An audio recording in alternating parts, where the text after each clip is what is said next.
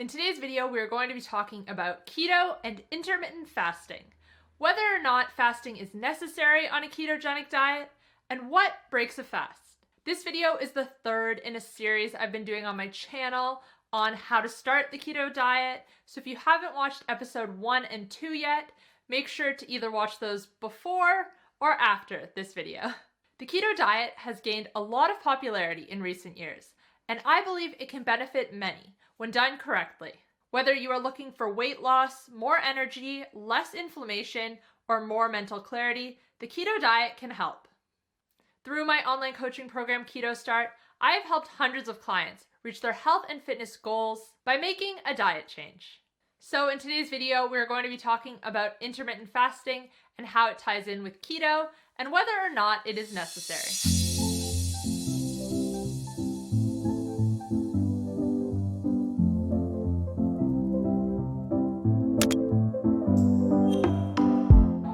Welcome back to my channel. If you're new here, my name's Kate. I'm a health coach and I post videos on a high-fat, nutrient-dense way of eating.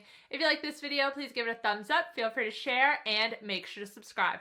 And make sure to follow me on Instagram, Twitter, and Facebook, where I share new posts every single day. When you eat a keto diet, which is high in fat and low in carbohydrates, your body goes into ketosis.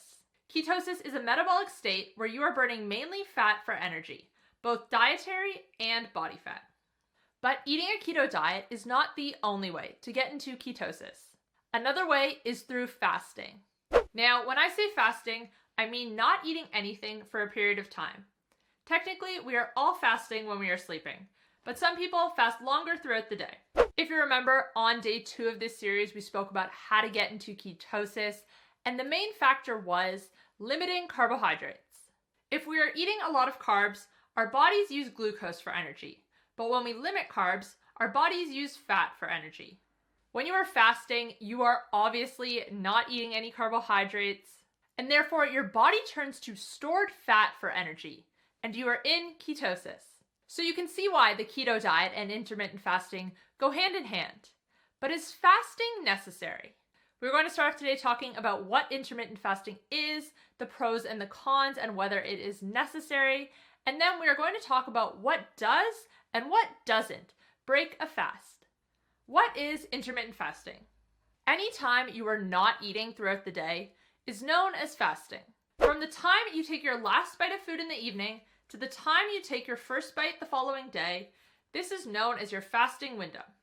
As we already spoke about on day 1 and day 2, when you are in ketosis, it is easier to go in between meals without your energy crashing. And this is why a lot of people who eat a keto diet also practice intermittent fasting. Intermittent fasting, or IF for short, simply means that you have a fasting schedule. A popular variation is 16-8, when an individual fasts for 16 hours a day and eats all of their calories within an 8-hour window. So for example, if they have their last bite of food at 7 p.m. one day, the next day they will have their first bite of food at 11 a.m. The benefits of intermittent fasting. One of the biggest benefits of the keto diet is that it regulates blood sugar and insulin levels. This is especially beneficial for anyone who is type 2 diabetic or has insulin resistance and is trying to reverse it. But keeping blood sugar and insulin stable has other benefits as well.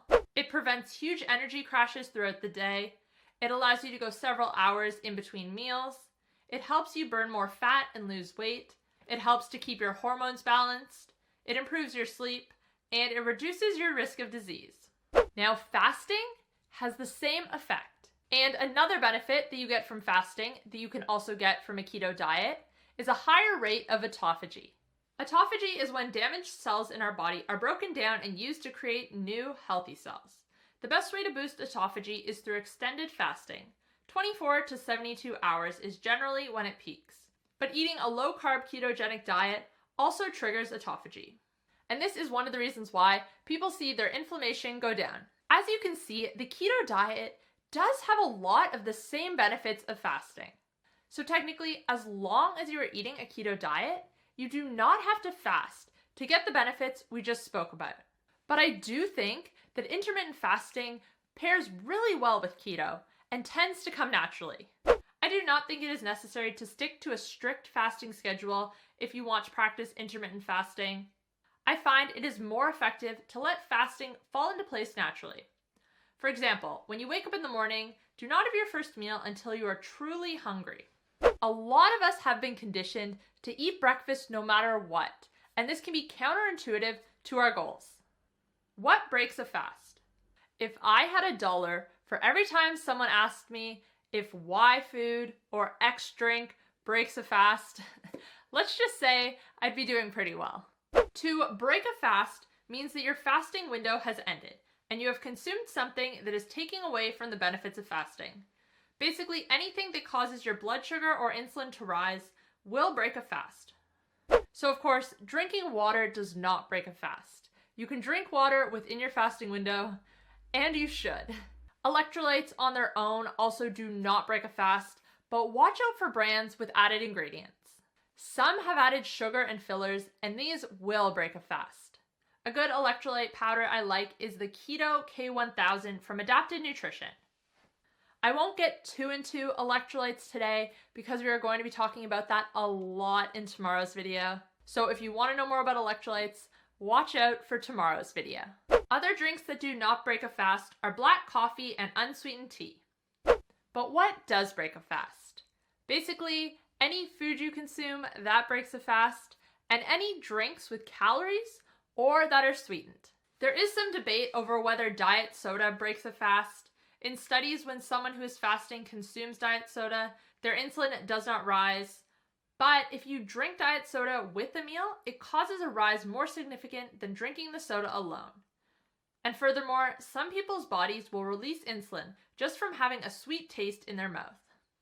Anyways, there are numerous reasons to not drink diet soda, so I will never recommend them to anyone, but you can do with this information what you choose. And the other gray area is bulletproof coffee. Bulletproof coffee is coffee with added fat blended in, usually butter or coconut oil and MCT oil. And because this drink is only fat, it does not cause blood sugar or insulin to rise, but it does give you some additional energy. For anyone who is trying to get started with intermittent fasting and finding it difficult to skip breakfast, having a bulletproof coffee instead is a good middle ground.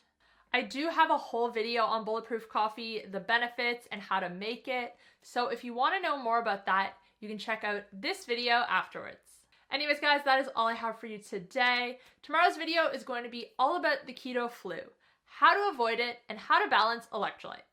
So if you are not already, make sure to subscribe and turn notifications on so you don't miss the rest of the videos in this series.